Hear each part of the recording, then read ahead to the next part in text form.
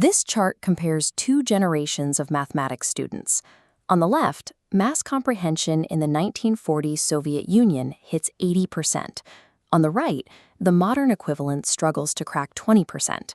Drill down into geometry, and today's comprehension hovers at an agonizing 1%.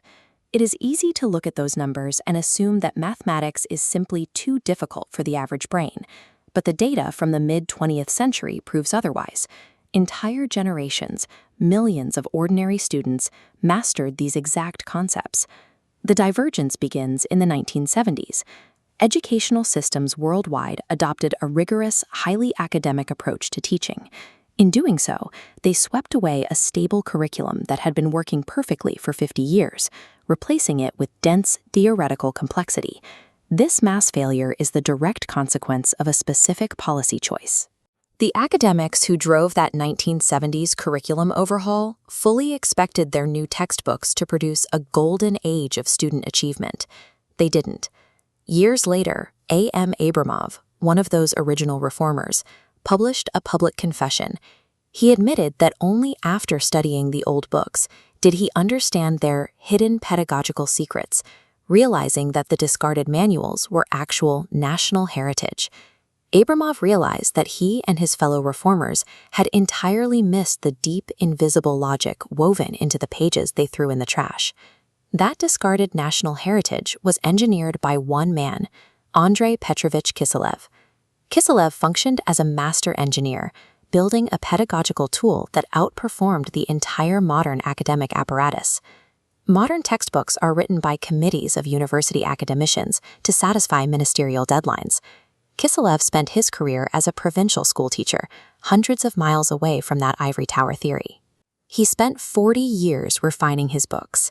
He watched actual schoolchildren try to solve equations, documented where they stumbled, and rewrote the text the next day to remove the friction. Because he worked alone, Kiselev was able to write the entire mathematics curriculum from basic arithmetic to advanced algebra himself.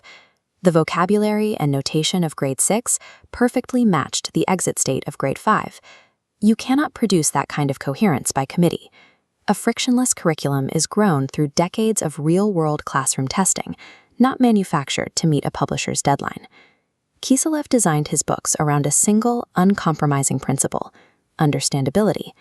He achieved this through 3 strict rules: precision in definitions, simplicity in reasoning, and absolute compactness in writing. This directly contrasts with the modern approach, which demands university-level formal logic right from the start, regardless of whether a child can actually grasp the concept. Look at this compactness comparison. Left, a modern textbook, 224 pages. Right, Kiselev's manual, 223 pages. The modern block covers one single grade, padded with bloat. Kiselev's block covers 3 entire grades. He distilled identical progress into a third the space. Kiselev achieved this compactness by purifying the underlying logic until the student is never lost in the noise. The modern path moves from formal axiom to abstract example. Kiselev starts with a real-world example, lets the concept emerge, then provides the definition. The result? Teaching a function's domain takes 7 pages today. Kiselev uses a clean 2-page spread. He built physical sensation into visuals. Kiselev deliberately distorted geometry diagrams, drawing heavily bent planes, triggering a muscular, embodied intuition to bypass rote memorization. That same elegance extends to his language. His definition of a dihedral angle requires exactly 5 precise words. The modern equivalent takes 22, tripping over its own grammatical mess. Kiselev's curriculum works because it refuses to invert human cognition. It maps perfectly onto the natural developmental ladder of a growing mind. These books are not magical tomes. In 1938, critics published careful catalogs detailing specific, technical gaps in some of Kiselev's algebra proofs. But instead of discarding the entire curriculum, educators treated those critiques as engineering bugs. They deliberately patched them in subsequent editions, refining the text over decades into an incredibly robust final product. The existence of these technical critiques identifies Kiselev's success as a product of rigorous, iterative science. History shows a clear pattern. Every time an educational regime discarded Kisilev to chase the latest pedagogical fad, mass comprehension collapsed, and they were eventually forced to bring his books back. Right now, a quiet movement is happening.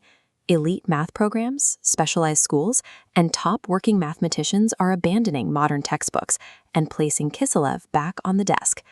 Educational policies and academic fashions are temporary, but the cognitive mechanics of how a student learns are universal. We do not need to invent a brand new pedagogical method to solve the modern crisis in mathematics.